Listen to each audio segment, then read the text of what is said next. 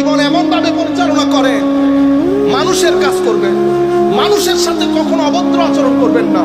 হিন্দু হোক, বুদ্ধ হোক, খ্রিস্টান হোক, মানুষকে মানুষের সম্মান দেবেন।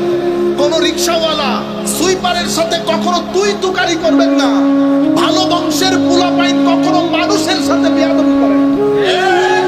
এটা হলে কি হবে? আপনার জীবন এনার্জেটিক হবে। আপনার জীবনে দুই ধরনের এনার্জি দরকার। কয় ধরনের এনার্জি? দুই ধরনের। দুনিয়া যদি এখানে থাকেন, এখানে কিছু জিনিস তো আপনার দরকার হবে। টাকা দরকার হবে, খাওয়া দরকার হবে, মা বাবা আত্মীয় স্বজন দরকার হবে, কিন্তু আপনার টার্গেট কোনটা? আপনার টার্গেট কিন্তু এখানে কেউ না। এটা এতই কঠিন দুনিয়া।